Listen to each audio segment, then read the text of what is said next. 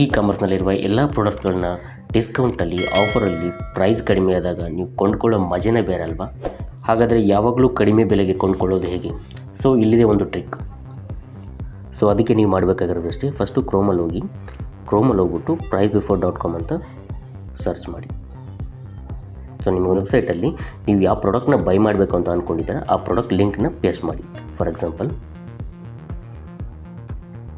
So Redmi note 10s by ಮಾಡಬೇಕಂತ ಅಂದ್ಕೊಂಡಿದ್ದಾರೆ ಅಂದ್ಕೊಳ್ಳಿ. So ಈ ಲಿಂಕ್ನ ಕಾಪಿ ಮಾಡ್ಕೊಳ್ಳಿ. ಸೊ ಇಲ್ಲಿ ಬಂದು ಪೇಸ್ಟ್ ಮಾಡಿ,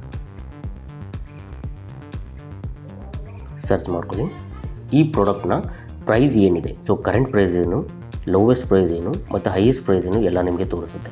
ಸೊ ಅದಲ್ಲದೆ ಪ್ರೈಸ್ ಡ್ರಾಪ್ ಆದಮೇಲೆ ನಿಮ್ಗೆ ಏನಾದರೂ ಅಲರ್ಟ್ ಬರಬೇಕು ಅಂತಂದರೆ ಸೊ ಇಮೇಲ್ನ ಸಬ್ಮಿಟ್ ಮಾಡ್ಕೊಳ್ಳಿ. ನಿಮ್ಮ ಟಾರ್ಗೆಟ್ ಪ್ರೈಸ್ನ ಸೆಟ್ ಮಾಡಿಕೊಂಡು ಕ್ರಿಯೇಟ್ ಅಲರ್ಟ್ ಮಾಡ್ಕೊಳ್ಳಿ. ನಿಮಗೆ ಯಾವಾಗ ಪ್ರೈಸ್ ಡ್ರಾಪ್ ಆಗುತ್ತೆ ಸೊ ಆವಾಗ ಆಟೋಮೆಟಿಕ್ಕಾಗಿ ನಿಮಗೆ ಅಲರ್ಟ್ ಬರುತ್ತೆ. ಅದಲ್ಲದೆ ನೀವು ಪ್ರೈಸ್ ಎಷ್ಟು ಕೂಡ ಇರುತ್ತೆ ನಿಮಗೆ. ಸೊ ಪ್ರೈಸ್ ಎಷ್ಟನ್ನ ಚೆಕ್ ಮಾಡ್ಕೋಬೋದು. ಮಂತ್ಲಿ ವೈಸ್, ಡೇಟ್ ವೈಸ್ ಎಲ್ಲನೂ ನಿಮಗೆ ಸಿಗುತ್ತೆ. ಯಾವಾಗ ಪ್ರೈಸ್ ಡ್ರಾಪ್ ಆಗಿದೆ, ಯಾವಾಗ ಜಾಸ್ತಿ ಆಗಿದೆ, ಇದನ್ನೆಲ್ಲನೂ ನೀವು ನೋಡ್ಕೋಬೋದು.